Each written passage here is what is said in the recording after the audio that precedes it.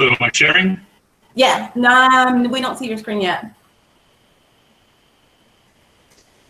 Yeah, everybody has that 200 meg speed. I have a 0.75 meg.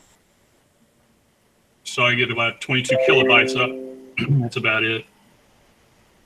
There you go. Is it presented? Yeah. I'm good now? Yay! I'm posting the chat and the slides in the chat. I'm sorry, the sign in those slides in the chat. And I'll mute my mic. Okay, so I'm going to be doing Unit 9 out of the study guide, and it's over Google Search and Chrome. And you can see that Ardell had made all these fine little colored words. And one of the things that I'll show you today is, you go to add-ons, and this is called the Magic Rainbow Unicorn Slides. So that's one of the extensions and things you can get at the Chrome store. So everybody knows how to use Chrome, right? Well, we're just going to take a look at a few things so that you know how to make it a very effective search. Choosing the right search terms. So every word counts. You want to make sure you use keywords or phrases. You don't want to write a sentence. So I always kid my wife. She'll sit there and type in, okay, Google, I want to learn about hamburger joints in Arkansas. List the names of all the stores that I would like to go to. And that's just ridiculous. You just have to say keywords and phrases. Then you also want to make sure you understand search results. There's a search bar that is at the top of the results page, and you can modify that. It's not that part of the URL address. Ads will appear to the right side of the search, and then there's natural results below the ads. There are filters we're going to talk about. Those filters are image and all and maps and shopping. There's also an ability for you to click on a deal to get a knowledge graph, so you can have some information about a person, place, or thing. Then you narrow your search using modifiers, which are special characters. So if I wanted to have a Jaguar fast, and I put in minus car, then I'm not going to get Jaguar cars. I'm just going to get the animal, the Jaguar. So filters are below. And like I said, that's images are all. Tools. After you choose one of the filters, you can click on tools, and then it'll tell you when and where it's originated. So it's added filters. So the next thing we'll talk about is filters and modifiers. So the modifiers, if you would click on this, it'll take you to the page. And so these are some things you can choose to help filter. So if you use the @ symbol, you get social media, $signs, hashtag, like I said, Jaguar speed in a car. If you put things in quotes, and if you put a range, put 2 periods in the side of there. So you just kind of go through these. They might ask you a question about some of the ways to refine a search in the questions. And then also specific sites. If you want to know something about government, you want to look at your search results. So that's one page you can go to. Filters, when you go in, you complete your search and use the filters for videos. Those appear underneath here. And then this is the tools, and you could go in and this would be one of the tools used. They help refine your search. So inside of here, I have a GIF showing you. If you want to choose planets, you can type in quotes, planets, and then you can go over to the color. You can use your tools and color, and then you'll see nothing but red planets. And then you can go in and clear it. So these are things to do for making sure that you have valid and reliable searches. Mostly, one of the questions might refer to using a rule of 3 for the sources, that you want to look at 3 different sources and see if it's really just saying an opinion or an idea, but not a fact. So you want to look at those. That's the rule of 3. That's one of the tips. Source of information, education, an organization, commercial. You've got countries like Australia, AU. You can use government. So it would be, what would be the best extension that you want to have for your search results if you're trying to find out about government information. And so government would be probably a good search so that you make sure you get the most accurate information. There's also an ability for you to go into your tools and avoid plagiarism and copyrights. You can filter that to say, I want to have permissions, and you can have that in advanced searches using usage rights. You can customize Chrome. So let's talk about, we did the searches, now let's talk about Chrome. And there's a little video that we can show here in a minute. So first thing is, and I hope everybody knows that when you go in and you have Chrome and you have Google, you can log into Google, which is right here. And then you also have your Chrome, which is here. So you have to log into both places. And when you go into this person here, you want to make sure that you're syncing and linking. Plus, you can go in and you can also have more than one person on this browser. So you can add different accounts. So this is my Gmail account, and then my wife has one. You can add as many as you want. And this is, of course, the work one. So you can have different accounts. Same with your Google accounts. You could have different ones for that as well.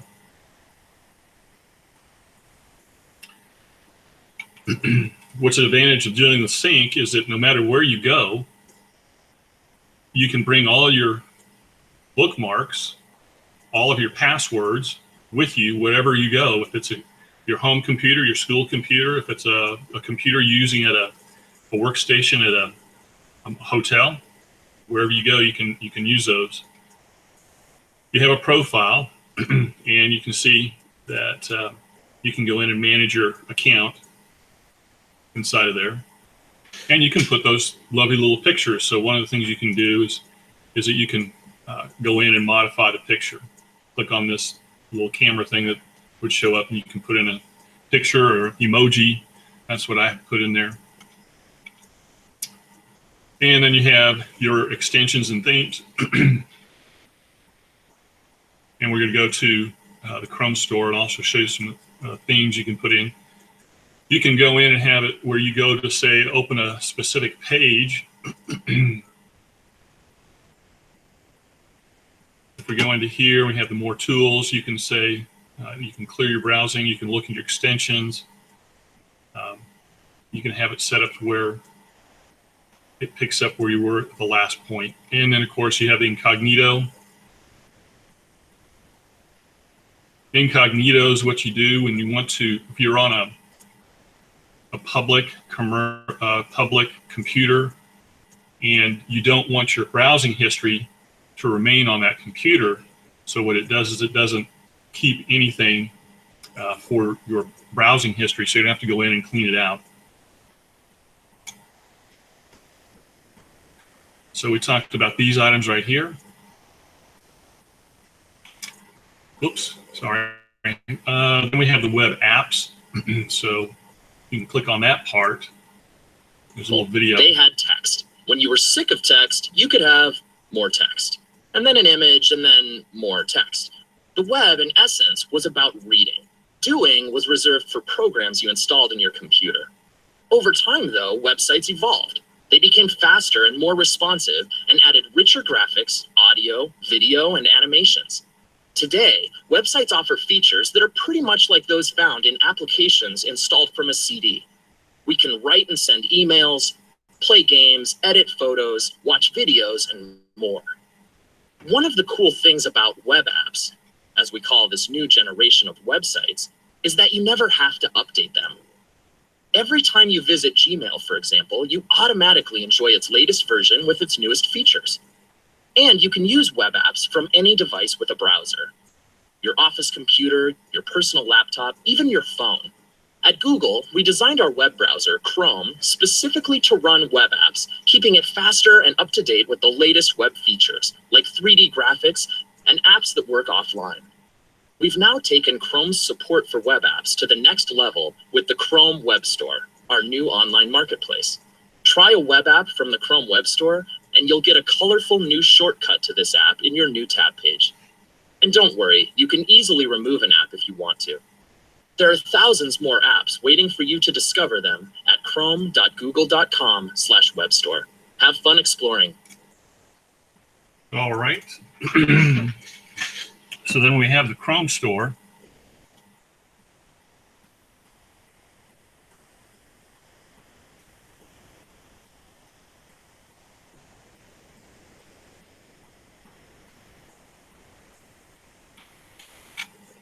Well, I didn't have a Chrome store, did I? But you can go to the Chrome store here, and you can add different extensions and different apps. I'll move forward here. To remove your extensions, I think I showed you that earlier.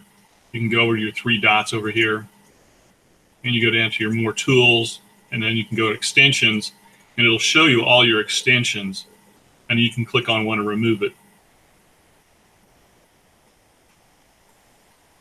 So one of the things, the advantages of different Chrome is up here you have what they call, Google calls this the Omni box. That's probably the question information you might want to remember.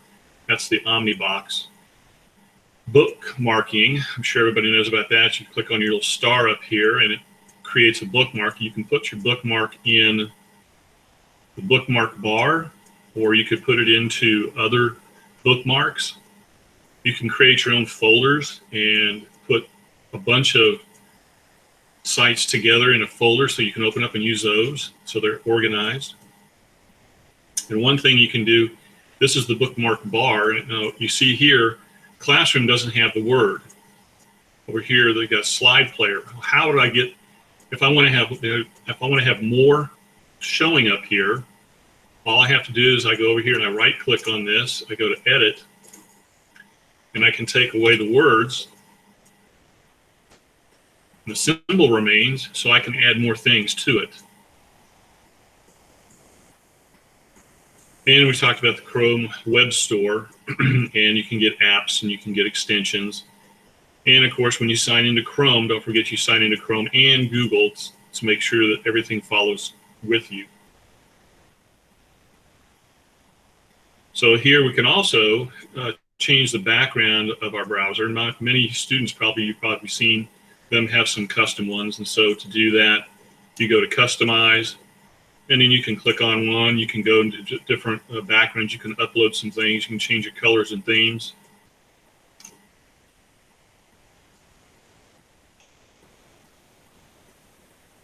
And now I've got a different background. So those are all the different things I was going to show inside of Chrome, tips and tricks.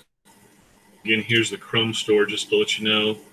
And you can go in and you can choose things that run offline by Google. They're free. This might be one of the questions they'll ask you, is what kinds of things that you can get. All right, so with that, I'm going to turn it over to Zach. It's me. I'm next. Oh, okay. I'm sorry. Okay. All right. So you stop presenting, right? Let me see if I can present. See if this works for me. It does.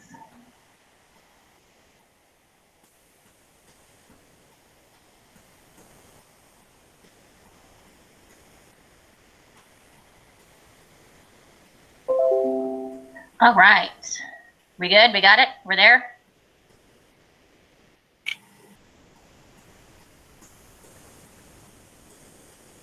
You are good to go. All right. Awesome. Just waiting for this to load up for me. This is where my computer sometimes doesn't like me. You still have one of those 1985 computers? I do. I was 6 when I got it. Okay. All right. So Google Calendar. The great thing about, let me add, I wrote down some quick notes real quick from Tom's and what he was talking about, some things that I actually remembered from the test yesterday. The the Omnibox thing threw me because I knew what the Omnibox was, but it was in one of the scenarios it was referring to the Omnibox, and I was like, what are you talking about? So remember the Omnibox. There were questions about filters, and there were questions about bookmarks. So if that helps people out. All right. So Google Calendar. The great thing about Google Calendar is that it's not too terribly different in the way that you interface with it than it is with our Outlook calendar. So a lot of people, if you utilize the Outlook calendar and things of that nature, then you shouldn't be. It's not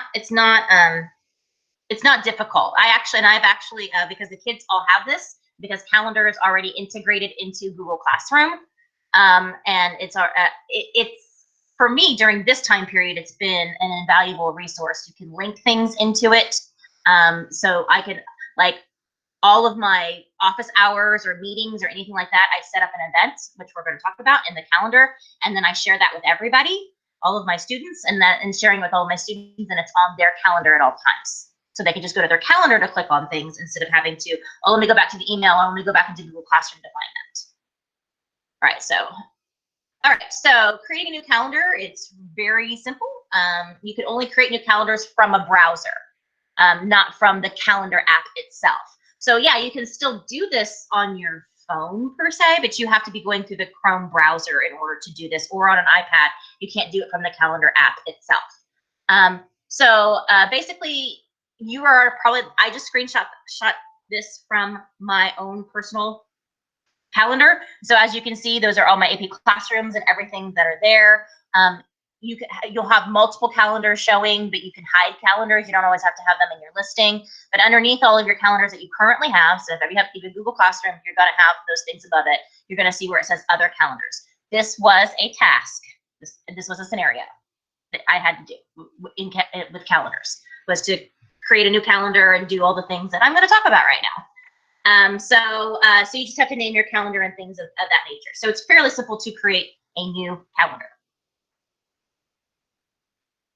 All right, so shared calendars, if you're going to share it with a specific group of people, basically you already have your calendar. The three little dots that are next to everything in Google are, anytime you see dots, I mean, that means like menu or options or things to do. So this is just a little GIF from the Google Suite that's there, but I kind of broke it down on the next one so that you can kind of see what happens here. You can't show calendars from the Google Calendar app either. So, but by selecting my calendars, then what you do is you click the more, which are those little buttons, and then it opens up settings, and then you open up sharings, and then you can set your parameters about who you want to share that with. You check the boxes of the ways you want to share, and then you choose your options in the drop-down menu. So you can share with individuals, to share with specific people, or you can share with a Google group. And there are questions about Google groups there's questions, and there are tasks that you have to create a Google group too. Or at least that's what I know, that there's different scenarios for different people. That's not all the same test, but I had to do a Google group. So that's something that you'll probably want to put in there. And so it basically just shares calendars with people, and you have to be careful though in sharing your calendars, because if you don't set up the permissions correctly, then they're able to edit and things like that. Now, do you have to share your calendars with your students? No, because you don't have to share your whole calendar with them, because you're already sharing classroom assignments and things like that. And so since you're all in the same Google Classroom together, then that's what's posting in there. And you can share events with particular students, but you don't have to share your entire calendar with them. There's nothing about that on the test. For me, there wasn't. That's just kind of a tip. Creating calendar events. This is a quick little video about creating calendar events. So you basically you can click on any time on the calendar that doesn't already have an event scheduled, and you can just add your title to it and your event details, and you click save. So the thing about this is that even events that you already have scheduled, you can go back in and edit. There are more options for you to add people to invite to the event and things of that nature going on with that little pencil thing that's there, because you can go back and edit events in real time. So once it's on there, you don't have to like create a new event or go back and change an event. So in managing your events, I just did links to the different pages that are on that matrix because I thought that this was the best way to talk about managing the events. Adding attachments to it, it's very, very simple. Adding attachments is simply adding an attachment to the event. That way, like let's say the scenario that I did had something to do with parent-teacher conferences, and they wanted for me to add an attachment to a follow-up meeting or something that I created with the student. And so I shared the event with the student. I shared the attachment with the student by attaching this particular thing. So you can share specific things with specific students if it's like for a particular like meeting that's coming up or something like that. Invites is actually fairly, I mean, that's just inviting people. I'm gonna click on it just so y'all can see it. Yes, I have one of those slow pieces loading. I might have too many things going on at once.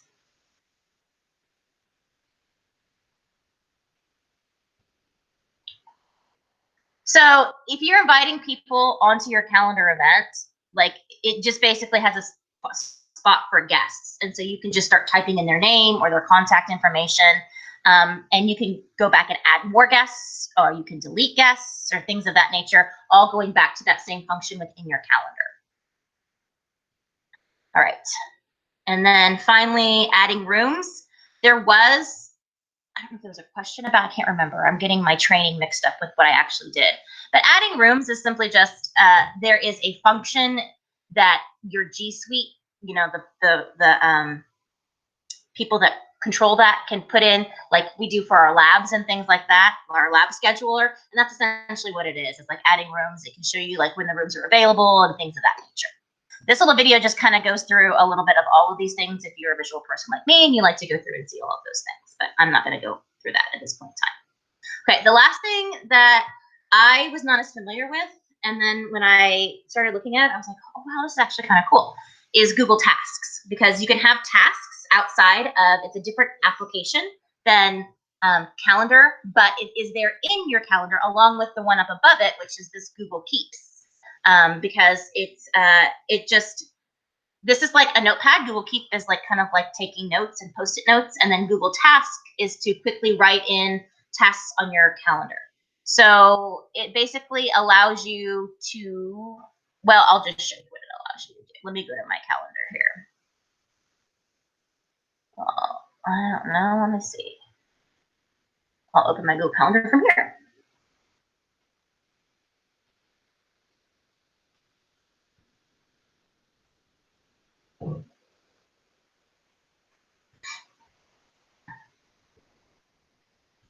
Why is there nothing on my calendar? Oh, because it's still loading.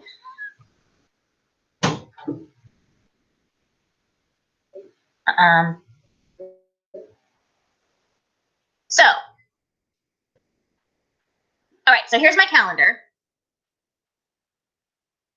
So can everybody see that on my screen, the calendar? Okay, cool. Sorry it's taking so long to load. Yes, you're good. So as you can see, like I've blocked off my office hours and things of that nature. So if I wanted to go in and change any of these things, or just to kind of show you what it is. So when you open up the event, this is kind of backtracking a little bit. So I already have the Google Meet code there. They can join by phone. It shows 117 guests because I individually invited all of my students. I just put their names in, and I know it took a little time to do that, but I only had to do it one time because I set it up as a repeating event.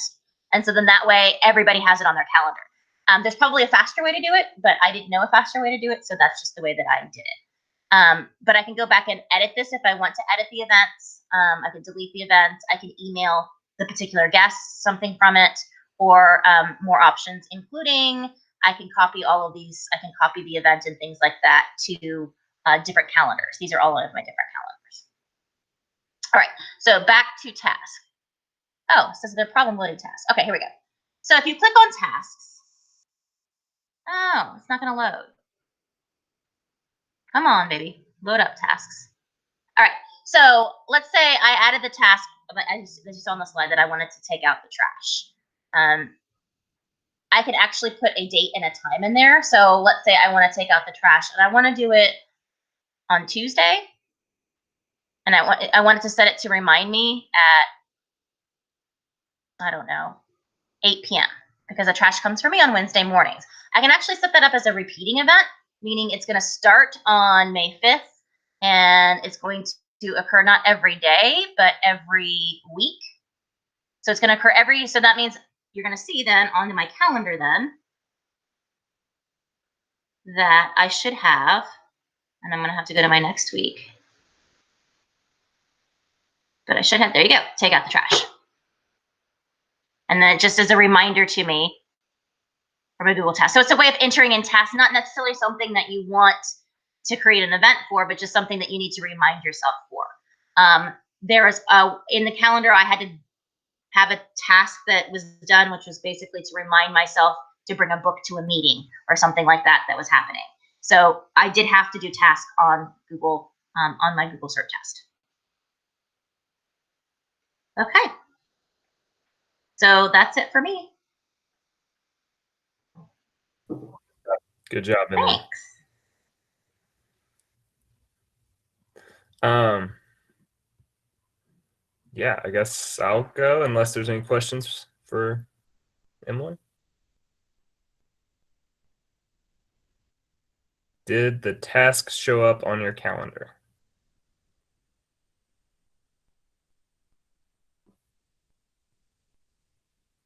Emily? It's there on the right-hand side. It looks like a little pencil, like a little yellow pencil thing. And on your calendar, it's already on the very far right-hand side. I can show you again where it's at. And it's just, are you talking about like the task app, or are you talking about how did the task show up on your calendar? Lori, I don't. I'm just going to unmute so I can talk fast. Yeah, talk. No, so I was creating my own task the same time you were doing it, and it shows up on that sidebar. I just didn't know if it popped up on your calendar also. Yes, it did pop up on my calendar. You were probably doing it at the same time that I was showing it. So yes, it did 100% pop up on my calendar. I had to go to the next week over because I set it for the 6th. For the 5th. But yes, it 100% showed up on my calendar. Okay. And then if we go through your calendar, I set it as a repeating event, so it continued to show up. Okay, gotcha. Thank you. Cool. Any other questions before we dive into YouTube? Okay. I'm going to go ahead and present, or try to.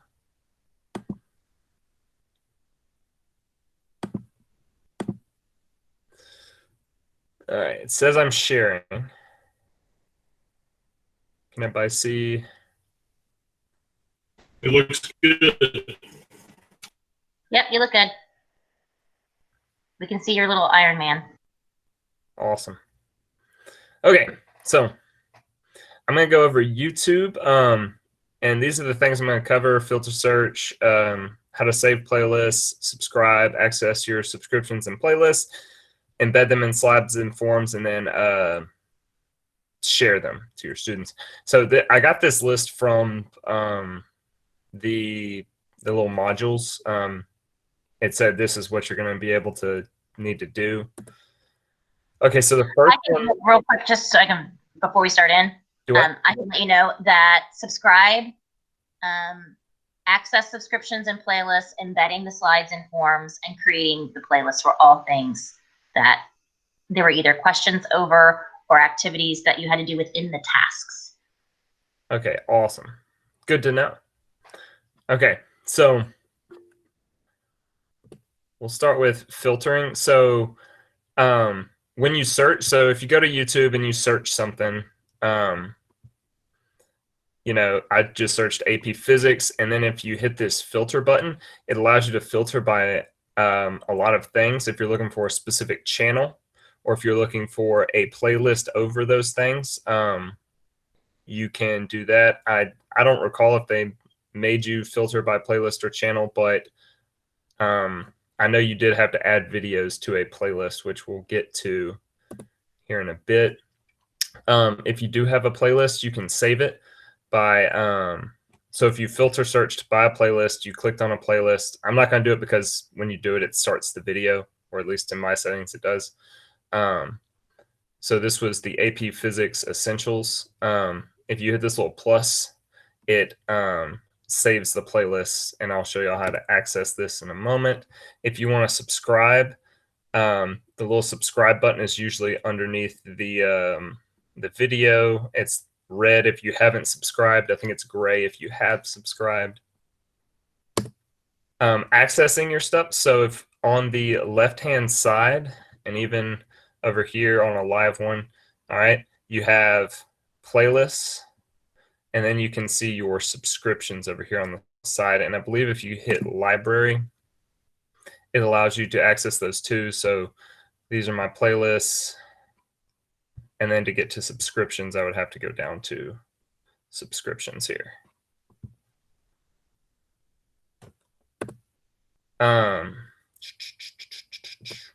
So I guess, so if you want to embed a video, if you hit the insert button on a Google slide, all right, and then pop down here to video, you can see what comes up, and I'll even try to stop presenting and show you what it'll do. It'll bring up a search bar right here, so you can search for, you know, physics, and it'll bring up whatever. Or if you have this specific video, you can copy the URL and paste it into here, and it'll bring it up. Okay.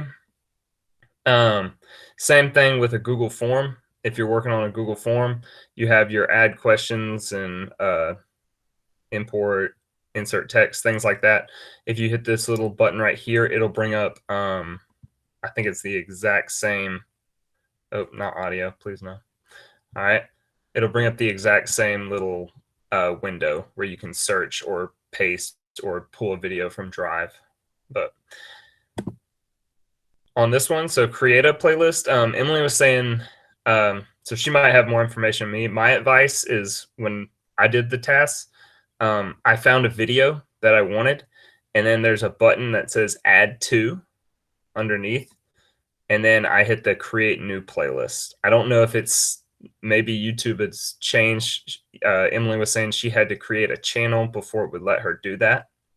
But that's how I did it, is I found a video. Yeah, that's how I've always done it in the past too. But for whatever reason, I think it was a glitch with mine, because it would just, the only thing that would offer me is to watch later. It wouldn't let me create the new playlist. So I had to kind of. Yeah. Yeah. So I was trying to figure that, because I mean, I do have a channel, I guess. So if I click on your little circle icon there, you can see your channel. And see, you know, your playlists, your videos, and things like that. But where were we? Okay. Okay, so sharing a playlist. Once you have your playlist saved somewhere underneath, you can access it from like that side view that we were talking about over here, or you can go to your channel or your library and go to playlists. If you click on it, which I clicked on one, but again, I don't want to click on it because it'll start playing. This little arrow is the share arrow. Okay, and when you click it, it gives you these options.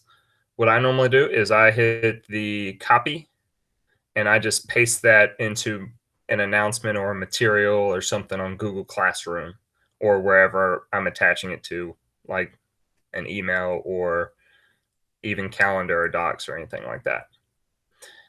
But yeah, and then those are this is where I got the that little checklist. It's the it's gonna make me sign in. It's spectacular. But yeah, that's where I got the little checklist for things you need to know. If it'll are there any questions? Or Emily, maybe you want to chime in because you just took the tests. I don't know. Yes, I'll chime in. Okay. So if you are not a user of YouTube, if you don't know how to, embed a video into something, into a Google form or something like, I would definitely recommend practicing that, because if you don't, if you're not as familiar with that, then it can be frustrating, because going through, remembering back to that section for it, you know, it told me I needed to create a playlist, you know, go find a video about this, and, you know, a science video, and then create a playlist. And then I had to use that, a video from that playlist to embed into a Google form. So, and you're doing all of these things in not your own Chrome. You're not logged into yourself. You're logged into this search thing. So everything's already there for you, meaning like any document or anything like that they're wanting you to reference. Like your drive is not your own drive. You're in this, you know, my search drive person. But if, so that's the part that part's not as confusing. But if you're not as familiar with how to do those things, then it can be potentially frustrating. And then also too, thinking about, because they're not as specific when it comes to the YouTube, the videos aren't there for you. It's not like find this video. It's just like find any video. Don't spend too much time thinking about it. Don't overthink it. You know, just find the first video that pops up, because if you do that, then you can waste some time. Okay. Cool. Thank you, Emily. It helps having you just have taken that test. That's a big help. That's a huge help for us. Okay, so the last but not least, we're going to slide into slides. If you're wondering how I created all these bedazzling things, well, I did it. Those are all GIFs that I created, and they're pretty easy to do. But in slides, you have to be able to create a presentation, insert, arrange text in lines, text lines and shapes, organize and delete, insert and add media, crop, adjust, and insert word art, and create links to test. So basically, a lot of us work with slides already, so we already know how to do a lot of these things. So I'm going to slide over some of them or just show you, or I've created GIF-like tutorials for them so that it's not such a long time presentation. Oopsie. So basically, to create a slide presentation, there's two ways you can do this. You can, I put a link in there. You can go to slides, if I could only spell it, slides.new, and that'll give you a new presentation. Okay. Or you can go to, through your drive. Let me go through my, well, you can hit the waffle to go to your drive, or you can, there's a slides there too. So there's three. You can click on this slides here, or you can click on the new button and create a slides that way. So you can make it from a blank presentation or from a template. So if you click on template, it gives you all of these. So if you want to do like a lesson plan, a book report, all of that is already, you can use the already made templates, or you can just start it from yourself. I'm sorry. I love how those show up like that. I need to turn that off. Okay. So now let me close out some of these extra windows. So that's basically how to create. Doesn't get any easier than that. How to insert, arrange text lines and shapes. It's getting there. I guess it's just a slow internet kind of day. But I had a slow internet kind of day yesterday too. So I guess I live out in the country, so I'm probably pretty sure it has a lot to do with where I live.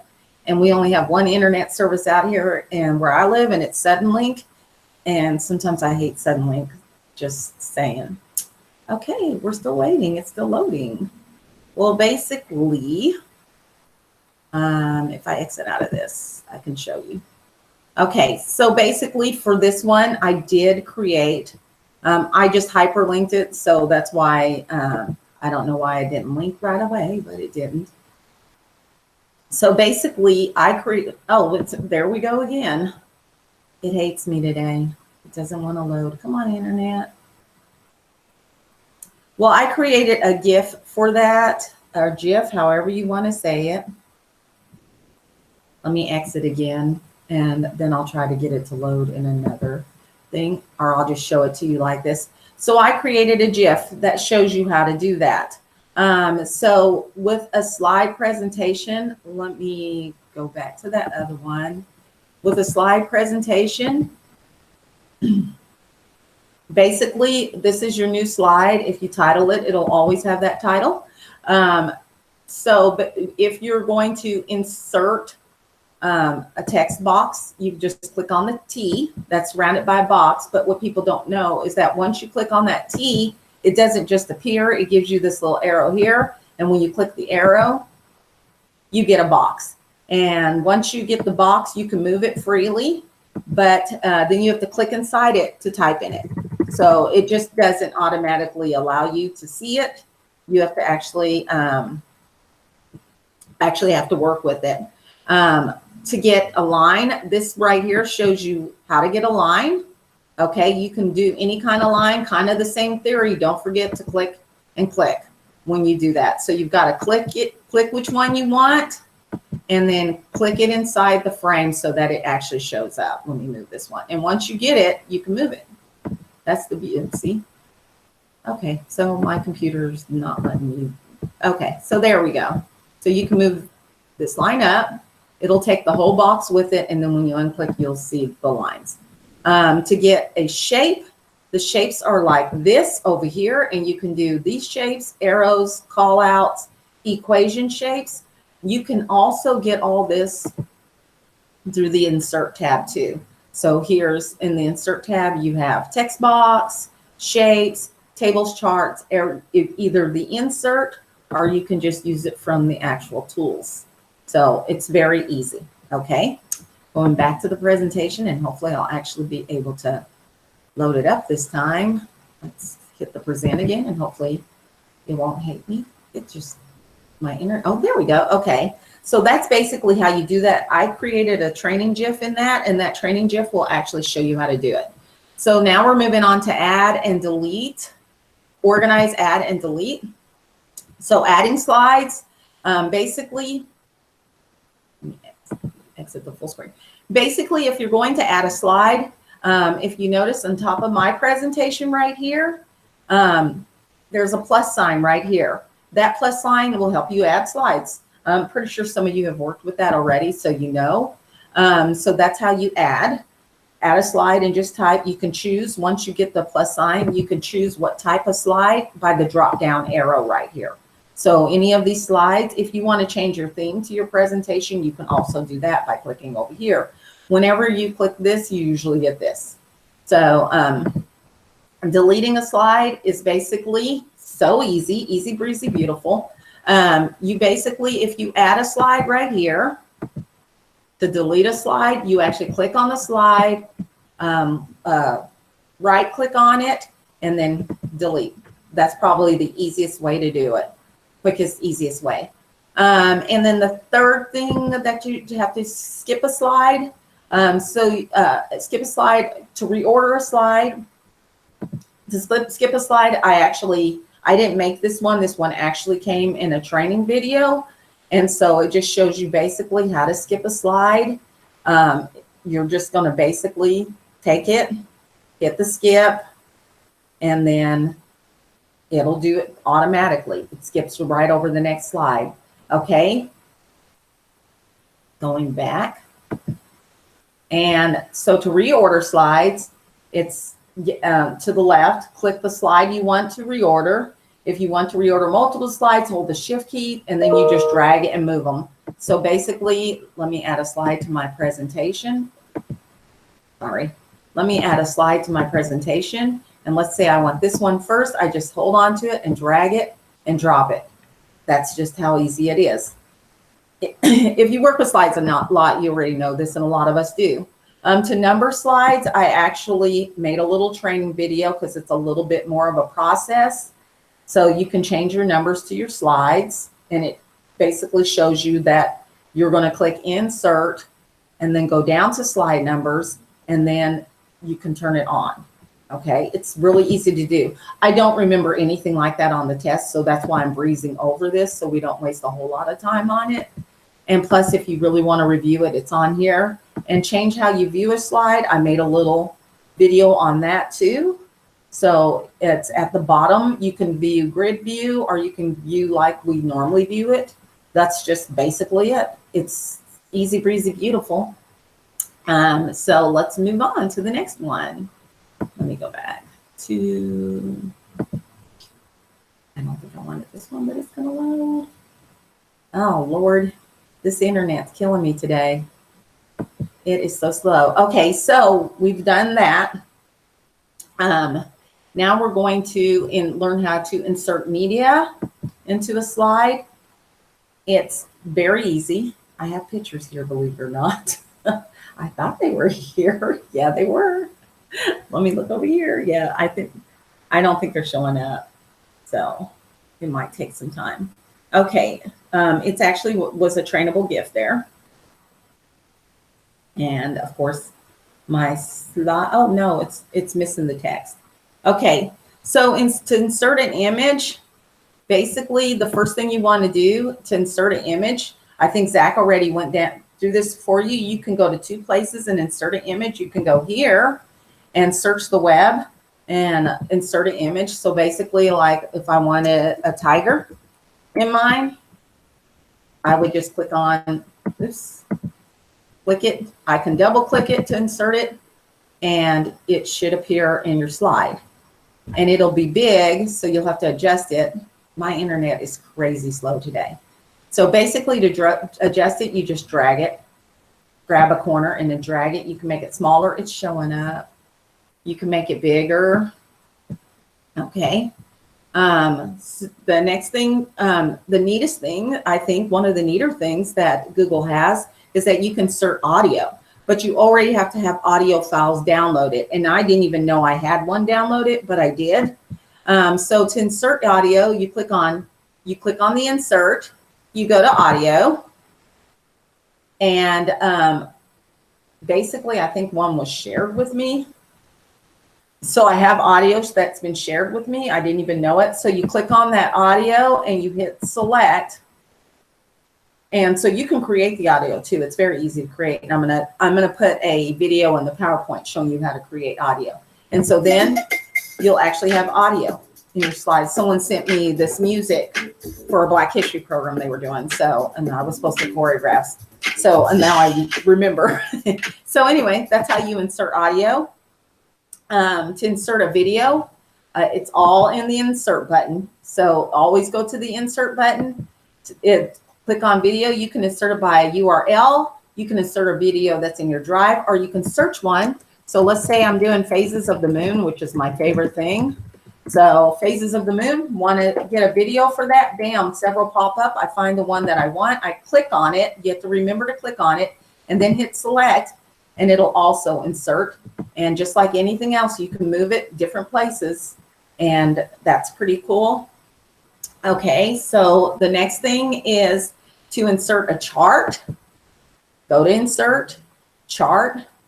You can do a bar, a column, a line, a pie, or you can even insert a chart from sheets for time. I'm just going to do, and there you go. See, you can create these or take them from someplace else. And of course, they're linkable. To insert a table, I know many of us have done this. Just pick how many rows. It's just like when you're inserting a table in any other document. I'm just crowding this out here. And then to insert word art. So you go to the word art, you have to click on it. It gives you a box up here, and then you start typing on it. And once you hit enter, it'll insert like that. So that's basically all your inserts. If you have any questions about that, please put them in the chat. Okay. Now I'm going back to the presentation and seeing if it's still going to work for me or not. Oh, there it is. Okay. So to crop and adjust size and image, and to add word art, we just went through that. To crop an image, oops, I actually linked that image, and I forgot I did that. To crop an image, we'll crop this one. And I linked that one too. Why did I do that? I linked these images because that's the next slide. So to adjust an image, let me go and grab an image first. I I can go back to, hold on. Let me go to the sheets. Okay, so first I'm going to add an image, and I've kind of gone through this with you, so I'm not going to spend a lot of time on that. So I'm going to insert another image. Let me go to image, and I'm just going to search the web. I'll look at that. Let's go houses. Okay, so I'm going to add this image on here, but I want this image to fill this entire space.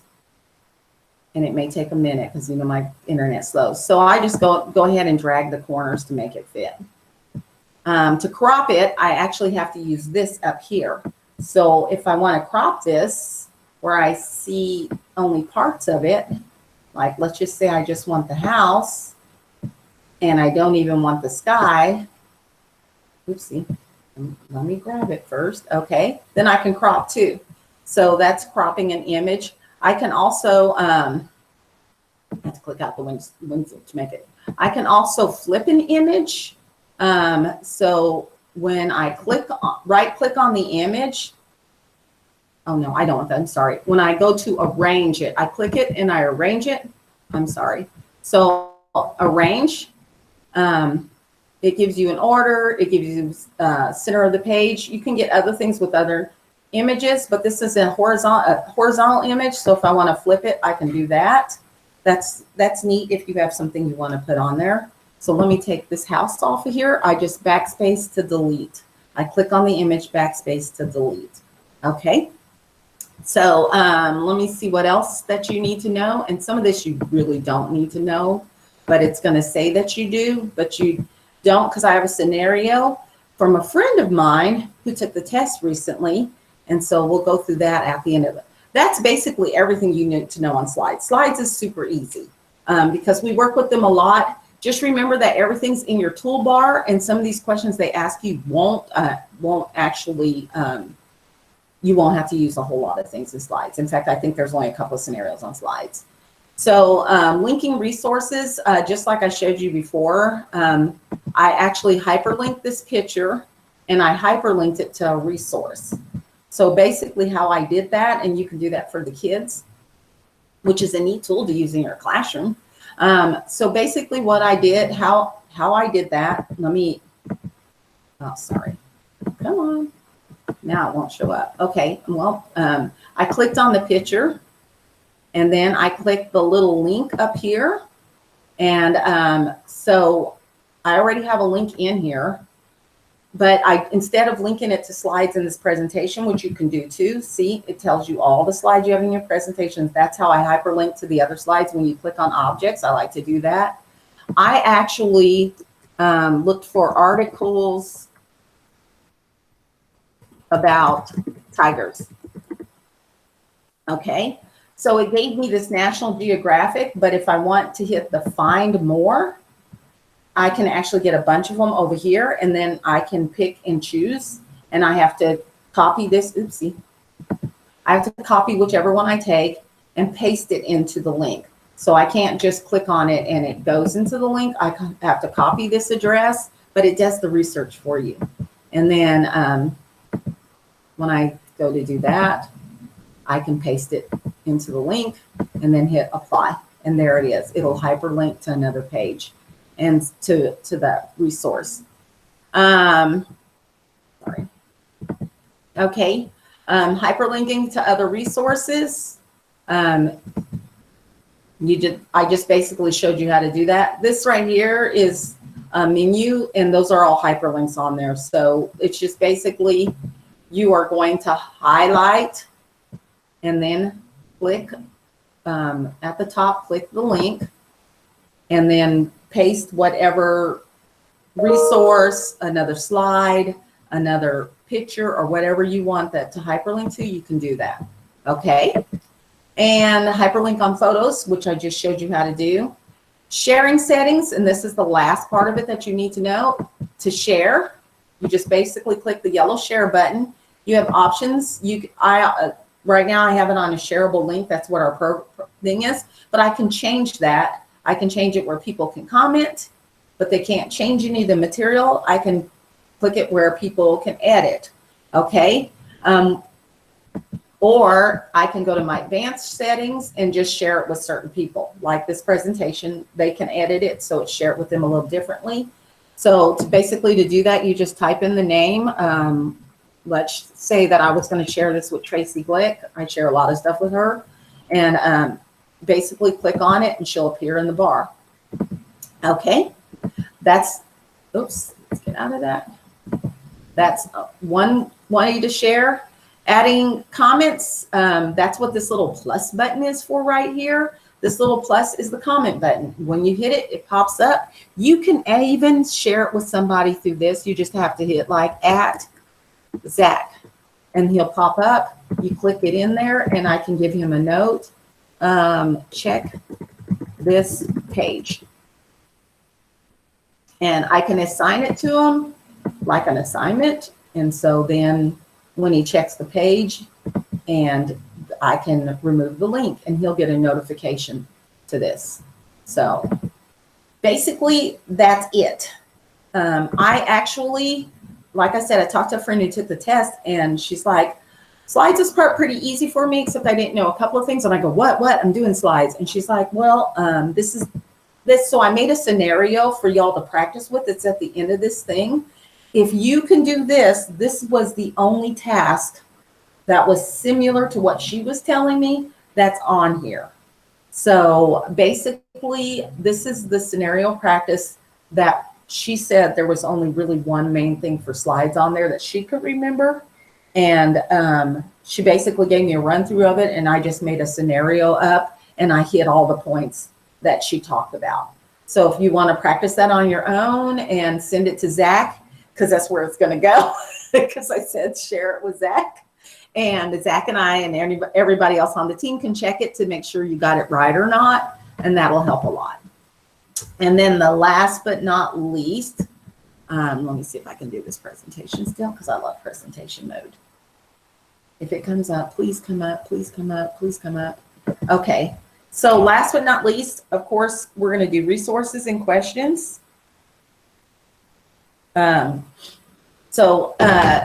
Basically, last time we gave you all these resources and we're not going to take them off any of the slides because they're really good. This right here is a matrix.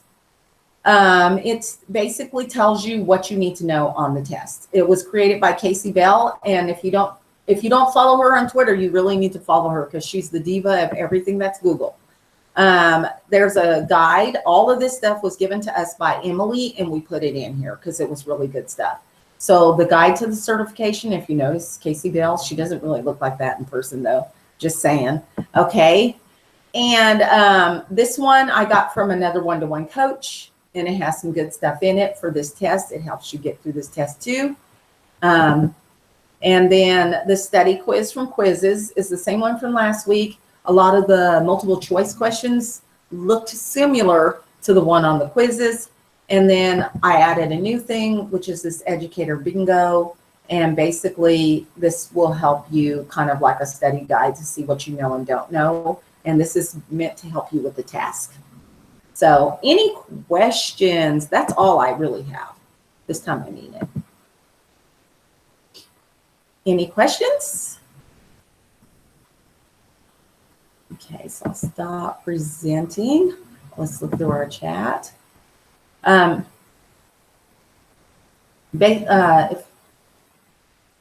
Okay, I'm just going through the chat to make sure that we don't miss any.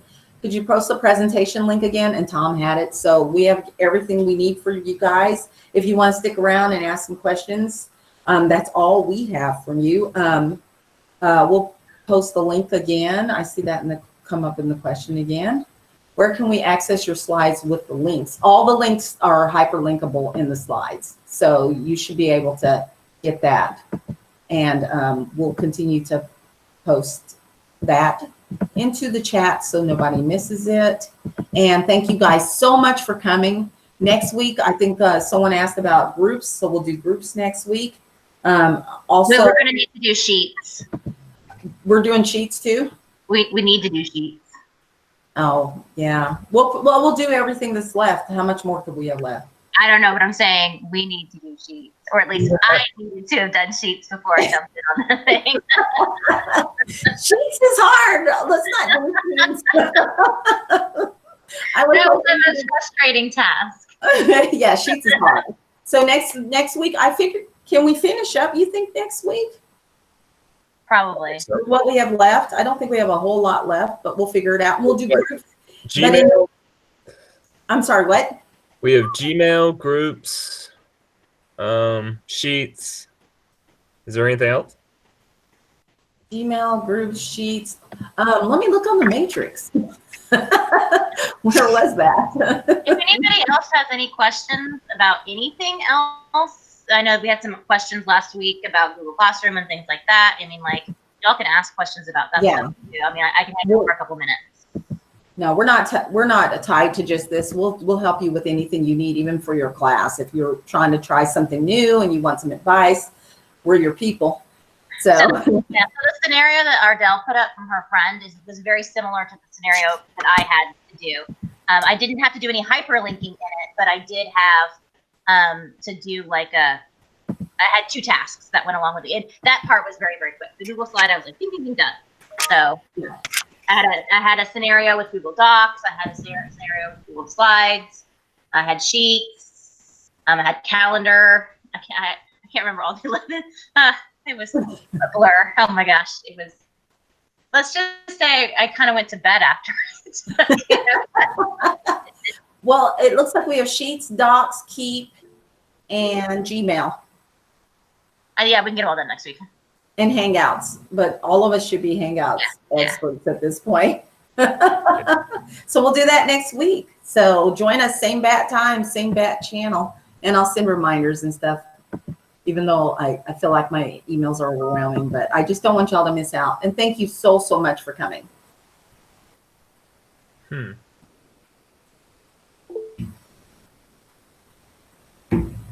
Yeah, Hangouts is different than Meet. There were questions about Hangouts. Well, I can't remember. See, I'm getting my training mixed up. The training questions mixed up with the actual question. But yeah, Hangouts is different. Yeah. So, but no, there was a question that had something to do with that. It just in terms of like contacting students and things like that. So it had more to do with, yes, it was about Hangouts, but it was also about like something about responsive. You know what I mean? The other aspects of things. Something bit me on my wrist. Oh, I can stop recording this, I guess. So, and we'll share the recording too.